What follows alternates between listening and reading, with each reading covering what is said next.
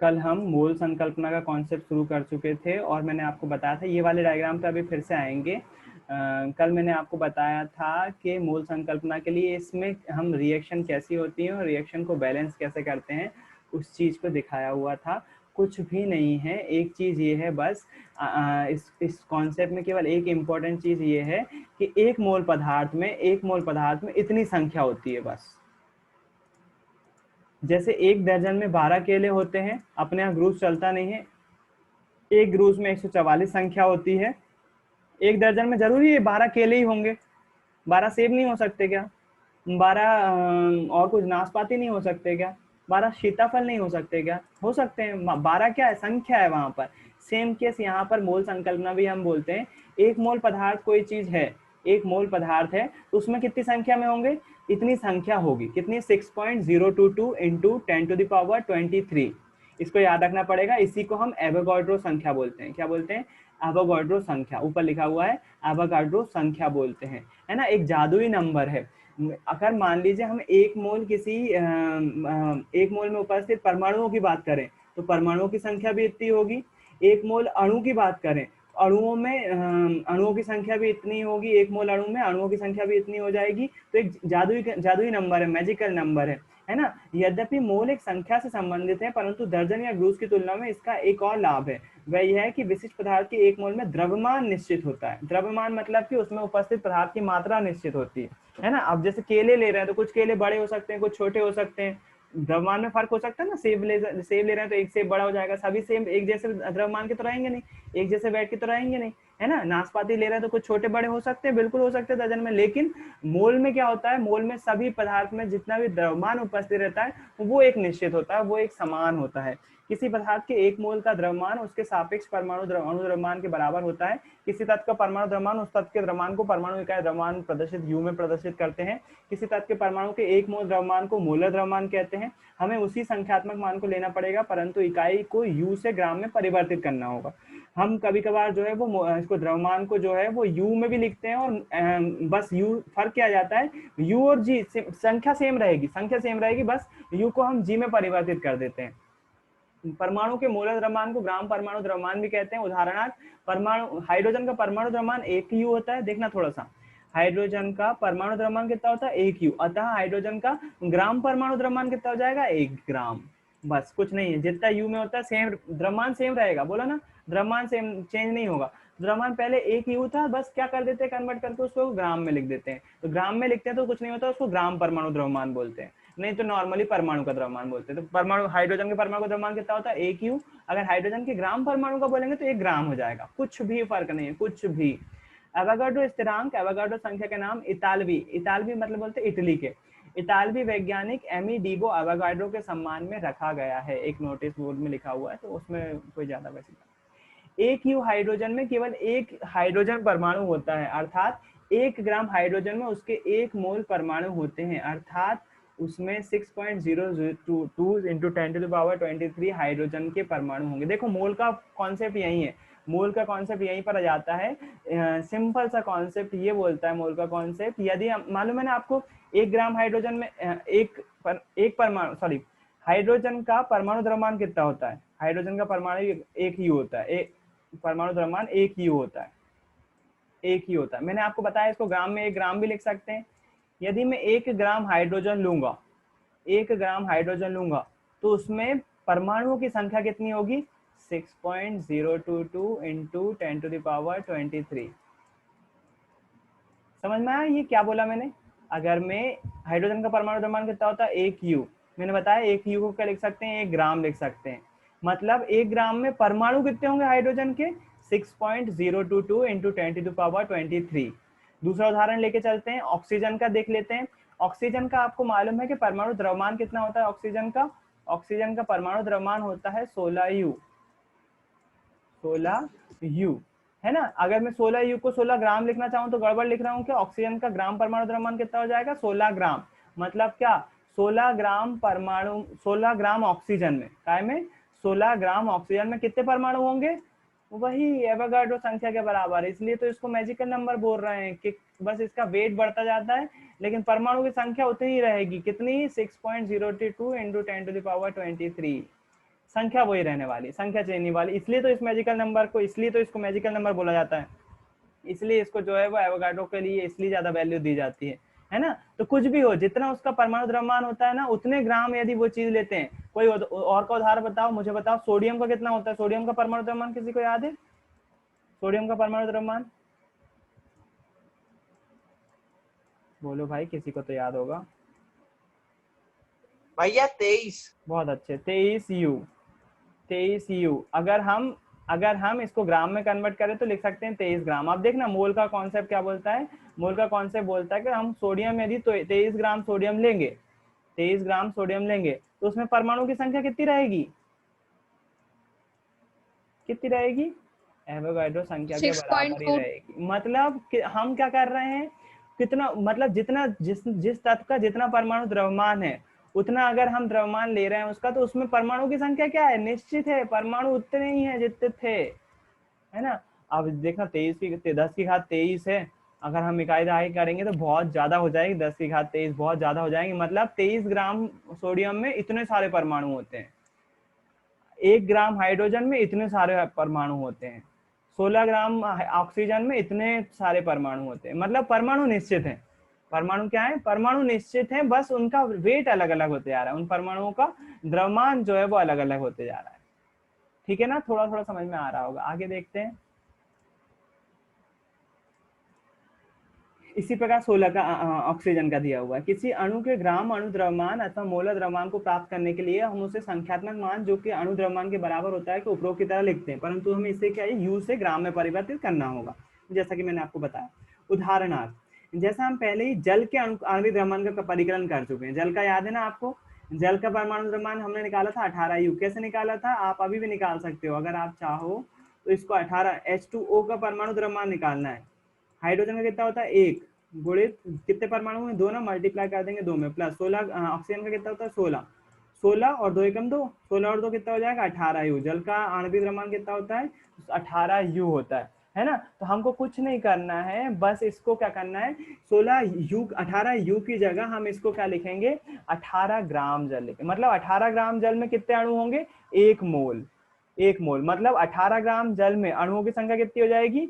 ये हो जाएगी। मैंने शायद आपको पिछली क्लास में बताया था कि ये एवोगाड्रो संख्या परमाणुओं के लिए भी लागू होती है और अणुओं के लिए भी लागू होती है। यहाँ पर हमने देखा था कि हाइड्रोजन के परमाणु के बारे में लागू करवा लो इसको, या फिर हाइड्रोजन के परमाणु, किसी भी तत्व के परमाणुओं के बारे में बात कर लो आप, तो भी इतनी होगी।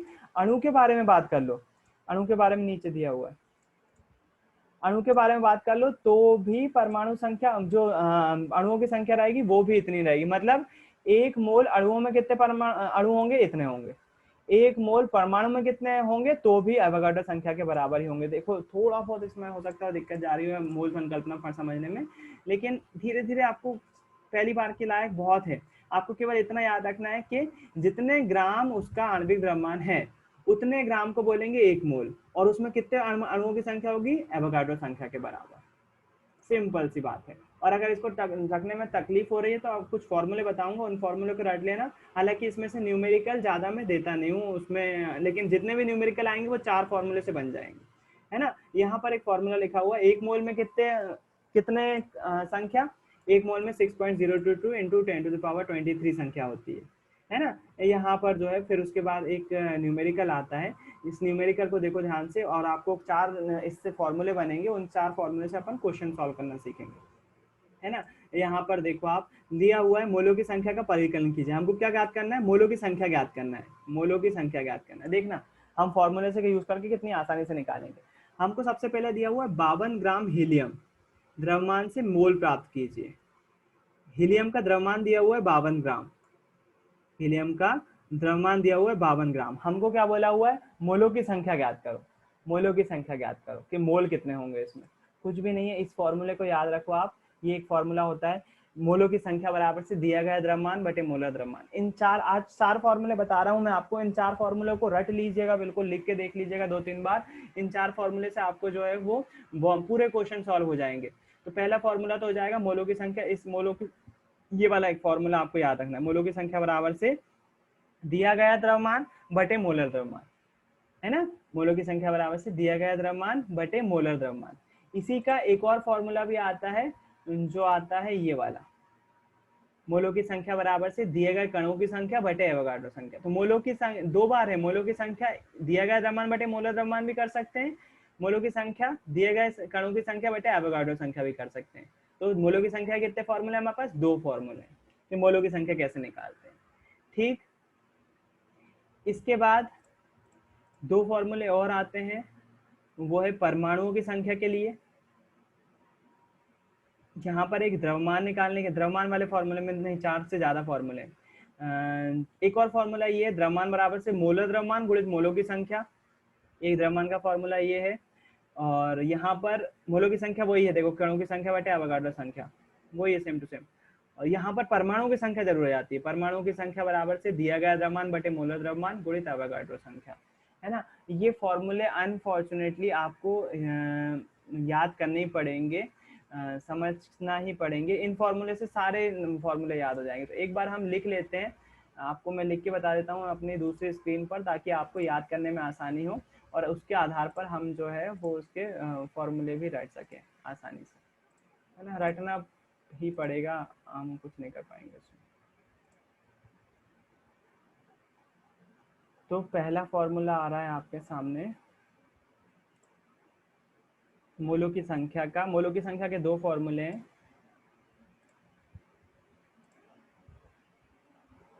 न्यूमेरिकल करना है तो ये रटना पड़ेंगे।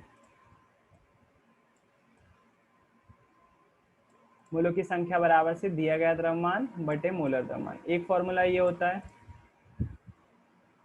स्क्रीन पे पेंट स्क्रीन नहीं दिख रही है आपको, ये मोलों की संख्या बराबर से दिया गया द्रव्यमान बटे मोलर द्रव्यमान।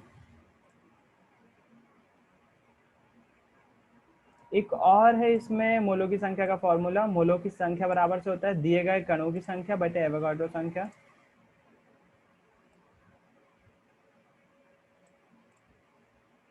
मोलों की संख्या के दो फॉर्मूले हैं आपके पास, है ना। कई बार हमको ये दिया जाता है न्यूमेरिकल में, कई बार हमको ये दिए जाते हैं, दोनों ही फॉर्मूले यूज किए जाते हैं। तीसरा फॉर्मूला जो होता है हमारे पास द्रव्यमान का होता है, द्रव्यमान बराबर से मोलर द्रव्यमान गुणित मोलों की संख्या।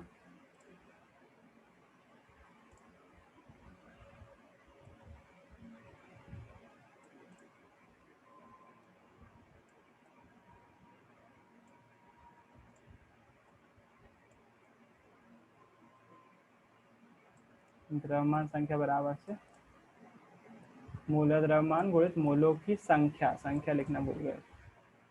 अच्छा, ये वाली संख्या यहाँ नहीं थी, ये यहाँ पर थी।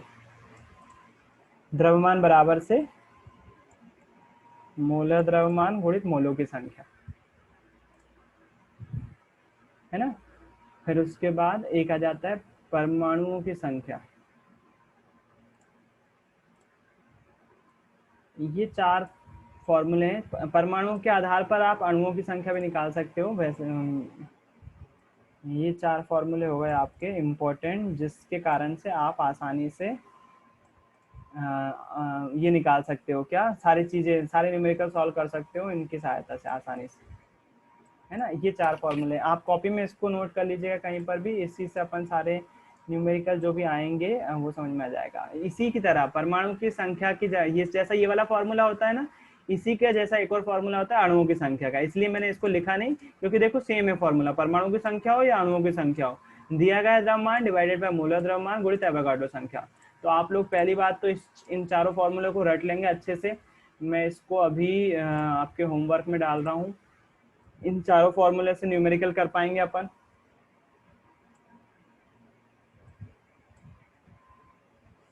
तेरे कॉपी नहीं हो पाएगा क्या डायरेक्ट?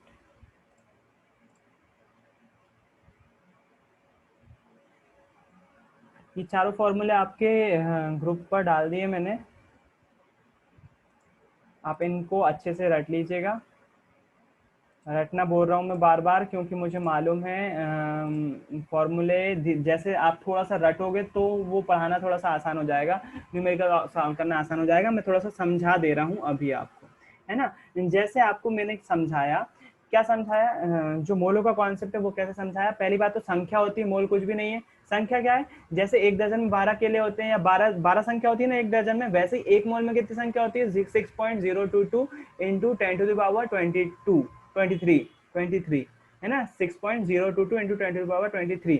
अब वो एक मोल परमाणु भी हो सकते हैं, एक मोल अणु भी हो सकते हैं, है ना। एक मोल परमाणु किस केस में होंगे, जैसे हम केवल तत्व की बात करें, जैसे हाइड्रोजन की बात करें, तो हाइड्रोजन एक हाइड्रोजन के एक परमाणु में कितने परमाणु होंगे, हाइड्रोजन के सॉरी एक परमाणु नहीं, एक ग्राम में, 1 ग्राम हाइड्रोजन यदि हमने ली तो उसमें कितने परमाणु होंगे, उसमें परमाणु होंगे 6.022 इंटू 10 टू द पावर 23। अगर हमने ऑक्सीजन की बात करें तो ऑक्सीजन का परमाणु द्रव्यमान कितना होता है 16U, तो 16 ग्राम ऑक्सीजन लेंगे, 16 ग्राम ऑक्सीजन में कितने परमाणु होंगे 6.022 into 10 to the power 23। Same to same. अच्छा इसी केस में हम, ये तो हमने परमाणु के बारे में बात कर ली, अगर अणुओं के बारे में बात करें, जैसे पानी, पानी का आणविक द्रव्यमान हमने कैलकुलेट करा था 18U आया था, उसके आधार पर यदि हम बात करें तो 18 ग्राम पानी लेंगे, यदि हम 18 ग्राम पानी लेंगे तो उसमें अणुओं की संख्या कितनी होगी, जल के अणुओं की संख्या कितनी होगी 6.022 इंटू 10 टू द पावर 23। इसलिए अवोगाड्रो संख्या जो है वो जरूरी हो जाती है। अब यहाँ पर हमसे क्या बोल दिया क्वेश्चन में, हमसे यहाँ पर बोल दिया कि अगर आपके पास इतने ग्राम हीलियम है, कितने ग्राम 52 ग्राम हीलियम है, तो द्रव्यमान से मोल प्राप्त कीजिए, मोल की संख्या ज्ञात करना है हमको, है ना। मोल की संख्या ज्ञात करना है, मतलब कितने मोल इसमें कितने मोल होगा, 52 ग्राम हीलियम में कितने मोल होगा। तो इसके लिए हमारे पास एक फॉर्मूला दिया हुआ है, मोलों की संख्या बराबर से दिया गया द्रव्यमान डिवाइडेड बाय मोलर द्रव्यमान, दिया गया द्रव्यमान डिवाइडेड बाय मोलर द्रव्यमान। दिया गया द्रव्यमान कितना है, दिया गया द्रव्यमान जो है वो दिया हुआ है हमें 52 ग्राम, हीलियम दिया हुआ है 52 ग्राम। तो यहाँ पर हमने जो है वो हीलियम को लिख लिया ऊपर 52 ग्राम, फिर उसका मोलर द्रव्यमान, तो हीलियम का मोलर द्रव्यमान हमको पता होना चाहिए, जो कि है कितना 4U या फिर 4 ग्राम। तो हमने उसको डिवाइड कर दिया, 52 को डिवाइड कर दिया काय से 4 से, हमारे पास आंसर आ गया 13। 13 काय की संख्या आ गई, मोलों की संख्या आ गई, काय की संख्या आ गई, मोलों की संख्या। दूसरे वाले में उन्होंने क्वेश्चन बदल दिया, दूसरे वाले में क्या बोल दिया इतने हीलियम परमाणु की संख्या दी हुई है आपको, कणों की संख्या से मोल ज्ञात कीजिए। मोल ज्ञात करना है, दो तरह से पूछ सकते हैं मोल संख्या का, या तो आपको ग्राम में आपको ये दे देंगे इतने ग्राम तत्व का बताओ इसमें कितने मोल की संख्या होगी। सिंपल सा फॉर्मूला है, दिया गया द्रव्यमान डिवाइडेड बाय मोलर द्रव्यमान। ये दिया गया द्रव्यमान क्वेश्चन में दिया होगा, हमको वो जरूर पता होना चाहिए कि वो कितना दिया हुआ। जैसे मान लो उदाहरण के लिए आपने अभी जो है वो कैलकुलेट करना सीख लिया, इसको थोड़ा सा साइड में ले जाता हूं मैं, आपसे बोला जाए किसी परमाणु का द्रव्यमान पता है आपको, जैसे मान लो उदाहरण के लिए सोडियम का पता है, अभी बात कर रही थी ना सोडियम की, तो बोला हुआ है सोडियम का जो परमाणु द्रव्यमान होता है वो कितना होता है 23 ग्राम, 23U होता है ना। अगर इसको हम बात करें ग्राम में, सोडियम का ग्राम परमाणु द्रव्यमान कितना होता है 23 ग्राम, मतलब 23 ग्राम में कितने मोल होंगे, 1 मोल काय के सोडियम के होंगे कि नहीं, 23 ग्राम में 1 मोल होगा ना। अब हमसे पूछ रहे हैं कि आप मुझे बताओ आपके पास जो है वो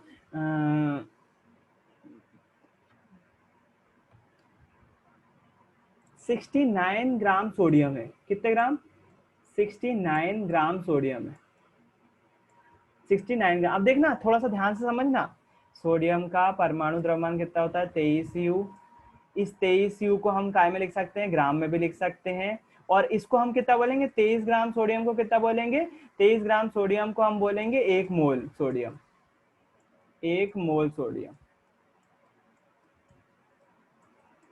सोडियम का सिंबल लिख देता हूँ Na, 1 मोल सोडियम, मतलब 1 मोल सोडियम में कितने ग्राम सोडियम होता है 23 ग्राम सोडियम होता है, देखना है ना। अब आपसे पूछ रहे हैं 69 ग्राम सोडियम है, तो इसमें मोलों की संख्या बताओ, 69 ग्राम सोडियम है तो आप बताओ इसमें मोलों की संख्या क्या होगी। तो कुछ भी नहीं करना है आपको, कुछ भी नहीं करना है, 69 ग्राम बोला हुआ है ना, कुछ नहीं करना है आपको, जितना दिया 69 दिया हुआ है ना, दिया गया द्रव्यमान डिवाइडेड बाय जितना ग्राम होता है 1 मोल में, कितना होता है 23, इससे डिवाइड कर दो, 23 से डिवाइड कर दोगे तो कितना आ जाएगा 23 एकम 23, 23 दूनी 46, 23 दिया 69, 23 दिया 69, है ना। तो ये क्या आ जाएगी, मोलों की संख्या आ जाएगी, कितनी आ जाएगी 3 मोल हो जाएंगे। मतलब देखना आप सिंपल सी बात है, 23 ग्राम में कितने मोल थे, एक मोल था, है ना। 69 ग्राम में कितने हो जाएंगे 3 मोल हो जाएंगे, 23 23 23, है ना। तो थोड़ा बहुत समझ में, अगर मैं इसको अगर केले के उदाहरण से बात करूं आपसे, अगर आपसे बात करूं मैं केले से, मान लो आपके पास केले हैं और हर एक केला समान वेट का है, उसका द्रव्यमान समान है। देखना थोड़ा सा ध्यान देना, इसी सोडियम वाले सवाल को मैं केले के उदाहरण से समझा रहा हूँ, आसानी से समझ में आएगा। हर एक केले का वजन, जितने भी आपके पास बहुत सारे केले हैं, एक केले का वजन जो है उसको बनाना लिखते हैं हम, केला ही लिख देते चलो। एक केला जो है वो 10 ग्राम का है। कितने ग्राम का है? 10 ग्राम का है, ठीक। और एक जो 10 ग्राम है उसको हम एक मोल बोल रहे हैं। क्या बोल रहे हैं? एक मोल बोल रहे हैं, ठीक। अब आपसे बोल रहा हूं मैं, आपके पास 50 ग्राम केले हैं। कितने ग्राम केले? 50 ग्राम केले। आप मुझे बताओ कितने मोल केले हैं आपके पास? 5 कितने भैया, 5 कैसे निकाला? 5 कैसे निकाला? 5 जितना डिवाइड करके। जितना हमको दिया गया था, दिया कितना था? 50 ग्राम दिया हुआ था। 50 ग्राम दिया हुआ था, उतने में हमको कितना पता है एक केले का कितना होता है? 10 होता है। डिवाइड कर दिया 10 से, कितना आ गया? 5 मोल। तो यहाँ पर भी तो यही कर रहे हैं हम, यहाँ पर भी यही कर रहे हैं, बस उसको फॉर्मूले में बांध दिया। हमारे पास एक केले का वेट दिया हुआ था 23 है, और बोले हुए थे हमसे जो है वो 69 ग्राम केले, बताओ उसमें कितने मोल होंगे। तो हमने क्या किया, जितना दिया हुआ था, कितना दिया हुआ था? 69, उसमें किसका डिवाइड कर दिया? एक केले का डिवाइड कर दिया, यानी कि एक सोडियम का डिवाइड कर दिया 23। हमारे पास मोलों की संख्या कितनी आ गई? 3 आ गई। उसी को अगर मैं फॉर्मूले के तौर पे बोलूं तो फॉर्मूले के तौर पे क्या हो जाएगा? मोलों की संख्या बराबर से हो जाएगी दिया गया द्रव्यमान डिवाइडेड बाय मोलर द्रव्यमान। बताओ कर लोगे कि नहीं करोगे? आसान है कि नहीं है? हाँ भैया। बहुत आसान है, आसानी से बन जाएगा आपसे। देखो अब आपका अगला सवाल आप खुद करोगे। हम एक सवाल ले लेते हैं जो कि अभ्यास का होगा। देखो यहाँ पर लिखा हुआ है कि 12 ग्राम, यहाँ देखो,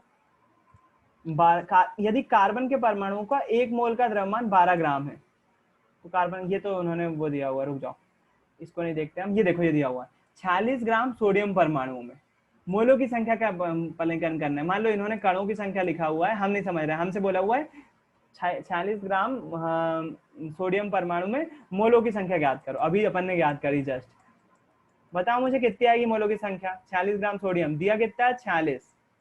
और सोडियम के कितने होते हैं एक परमाणु, एक मोल में कितने ग्राम होते हैं? 23 ग्राम होते हैं। अभी बताया भैया 2 आएगा। बिल्कुल 2 आएगा। बिल्कुल सही, बिल्कुल हाँ इजी। भैया, 2। भैया 2। एक और देख लो अभ्यास का, इसी टाइप का सवाल। अगर आपसे बोला गया है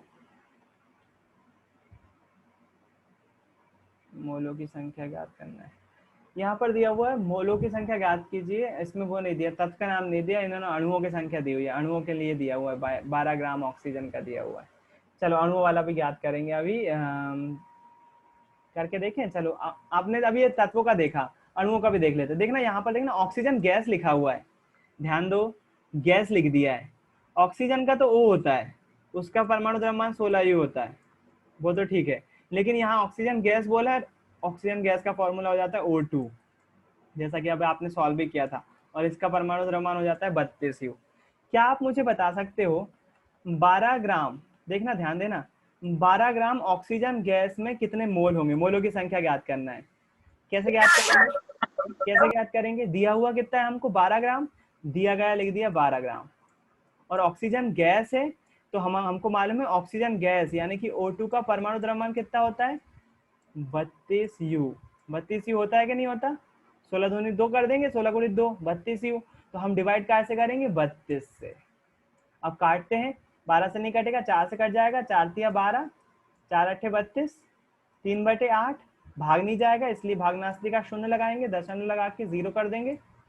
4 चौको 32 ज्यादा हो जाएगा, 4 तिया 8 तिया, सॉरी 4 8 चौको 32 ज्यादा हो जाएगा, है ना। 8 तिया 24 करेंगे, बचेगा 6, दशमलव लगाया, 8 8 अठैया 64 हो जाएगा, 8 तो 7 तो 56, तो 0.3 मोल आएगा। डिवाइड तो कर लोगे ना, इसमें मेरे ख्याल से कोई दिक्कत नहीं, डिवाइड ही करना है, केवल 3 में भाग देना है 8 का, 3 में भाग दोगे 8 का, लो दिखा दे रहा हूँ मैं आपको इसको, कैलसी में देख लो इसको, 3 में भाग देना है 8 का, 0.375 मोल, कितना? 0.375 375। यहाँ पर आंसर क्या आ जाएगा हमारा, इसका आंसर आ जाएगा, इसका आ जाएगा कितने मोल होंगे इसमें, 0.375। कैसे निकाला, दिया कितना था 12 ग्राम, तो 12 का डिवाइड कर दिया। हमको पता है ऑक्सीजन गैस का कितना परमाणु द्रव्यमान होता है, 32 यू। ऑक्सीजन गैस का, अगर केवल केवल यहाँ पर ऑक्सीजन लिखा होता, गैस नहीं लिखा होता, तो किस तरह डिवाइड करते, फिर 12 में डिवाइड करते 16 का। क्योंकि ऑक्सीजन नहीं दिया हुआ है, ऑक्सीजन गैस दिया हुआ है, इसलिए क्या डिवाइड करेंगे 32 का। आंसर क्या आ जाएगा, 0.375 मोल आ जाएगा कि नहीं। क्या आप मुझे जल का निकाल के बता सकते हो, अभी ये कॉपी पेन लिए हो क्या, कैसे निकालेंगे जल का। देखो मैं जल का भी निकाल के बता दे रहा हूँ ताकि आप आसानी से अगले कर सको। देखो जल का क्या निकालना है, मोलों की संख्या निकालना है, ध्यान दीजिएगा। जल के मोलों की संख्या निकालना है। दिया कितना हमको, 20 ग्राम जल।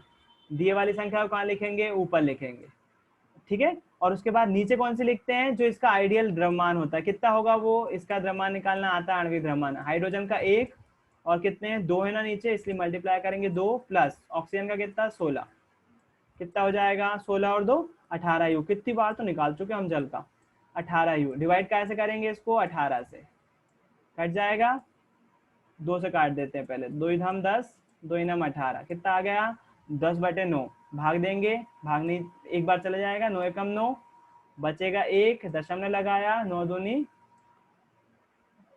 दशमलव लगाया, बचेगा 10, यानी कि 9 एकम 9, 1.1 मोल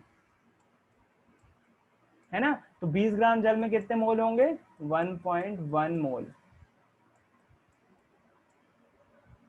ठीक है। ये मैंने आपको क्वेश्चन अलग करके बताया, ध्यान दीजिएगा। यहाँ पर जो है वो इससे थोड़ा सा परिवर्तित होगा, फॉर्मूले का यूज करेंगे हम। आपकी जो है वो अभी जो हमने पढ़ा था उसको यूज करके बताया मैंने। अभी थोड़ा सा चेंज होगा माहौल जब तक इस क्वेश्चन पे आएंगे। अभी जो हमने नॉलेज गेन किया उसके आधार पे बात करिए, ठीक है। फिर उसके बाद हम बात करते हैं दूसरे फॉर्मूले की, जिसमें हमको क्वेश्चन कैसा दिया जाएगा, कणों की संख्या के रूप में दिया जाएगा। जैसे यहाँ पर कणों की संख्या दी हुई है हमको, और बोला हुआ हीलियम परमाणु की संख्या ज्ञात कीजिए। हीलियम परमाणु की संख्या कितनी दी हुई है, इतनी दी हुई है। हमसे बोला हुआ है कि आप मोल प्राप्त करो, तो उसके लिए फॉर्मूला क्या होता है दिए गए कणों की संख्या डिवाइडेड बाय एवोगाड्रो संख्या। तो जब भी आपको इसमें दिया जाए ना, परमाणु 10 की घात में दिया जाए, तो आपको कैसे डिवाइड करना पड़ेगा, एवोगाड्रो संख्या से डिवाइड करना पड़ेगा। तो कुछ भी नहीं है यहाँ पर, तो जो संख्या दी हुई थी उसको लिखा, डिवाइडेड बाय कर दिया एवोगाड्रो संख्या से। तो 10 की घात 23 से 10 की घात 23 कट गया, 6 पॉइंट, इससे आप 2 से काटोगे तो आप आखिरी में आंसर आपका आएगा 2। 6 दूनी 12 होता है ना, इससे ये कट जाएगा, तो 2.022 कुछ करके आना चाहिए वैसे तो, लेकिन यहाँ पर ये भी चल जाएगा आपका। 2 आंसर बिल्कुल सही है, कोई दिक्कत नहीं। इतना ज्यादा डीप में नहीं पढ़ना है, क्लास में पढ़ाते हैं, है ना। अब यहाँ पर देखो दूसरा टाइप आ गया, दूसरे क्वेश्चन फॉर्मूले का टाइप आ गया। क्या आ गया, बोला दिया मोल की संख्या दे दी, मोल की संख्या दे दी। अब आपसे बोला हुआ है N2 गैस ज्ञात करो, मतलब अणुओं का द्रव्यमान ज्ञात करो। द्रव्यमान ज्ञात करने को बोल दिया, उल्टा कर दिया थोड़ा सा, है ना। तो इसके लिए फॉर्मूला होता है, क्या होता है, द्रव्यमान बराबर से मोलर द्रव्यमान गुणित मोलों की संख्या। मोलर द्रव्यमान गुणित मोलों की संख्या। मोलों के मोलर द्रव्यमान कैसे निकालेंगे, मोलर द्रव्यमान वही होता है जो अभी आपने दिखाया था ना। जैसे अब देखो नाइट्रोजन गैस का उदाहरण लेके आपको क्वेश्चन दिया हुआ है, बोला हुआ है आपसे क्वेश्चन, इसको मैं मिटा लेता हूँ पहले। देखना दूसरा वाला क्वेश्चन भी बहुत इजी है, कुछ भी टफ नहीं है उसमें।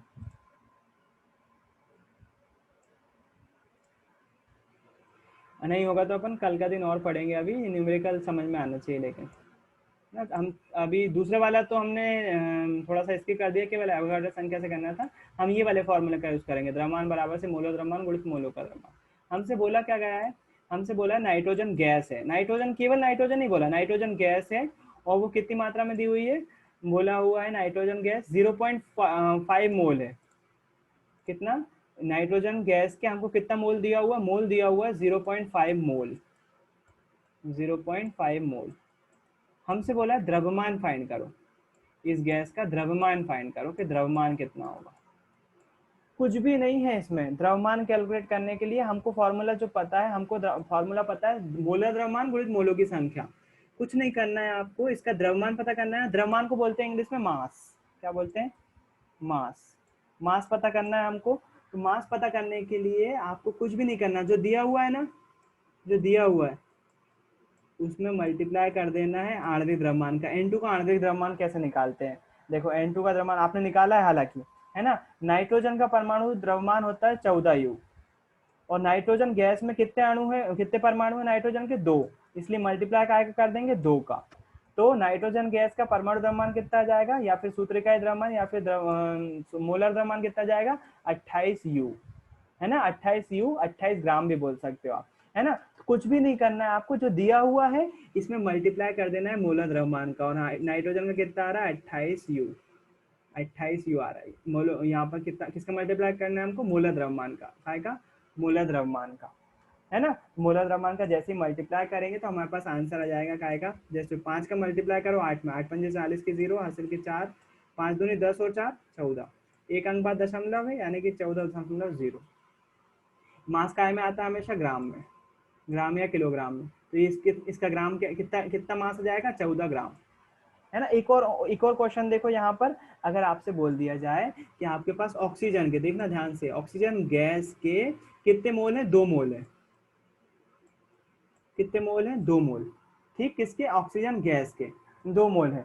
बोल रहा है 2 मोल ऑक्सीजन गैस का परमाणु द्रव्यमान फाइंड करो, मास फाइंड करो।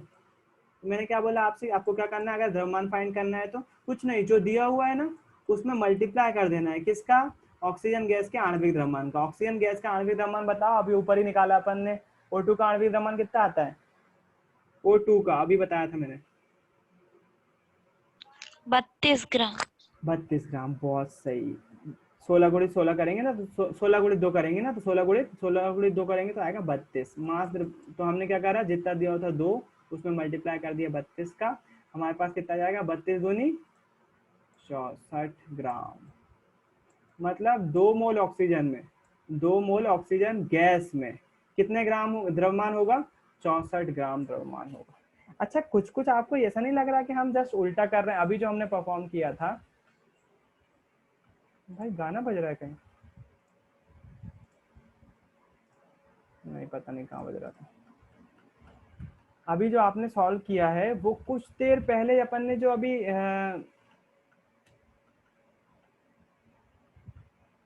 नहीं हो पा रहा, वो वहां तक नहीं पहुंच पा रहे हम। अभी जो कुछ देर पहले आपने यहाँ पर सॉल्व किया था, ये देखो, ये सॉल्व किया था आपने। दिया गया द्रव्यमान, ये वाला फॉर्मूला याद किया था ना अभी? दिया गया द्रव्यमान, बहुत छोटा हो गया,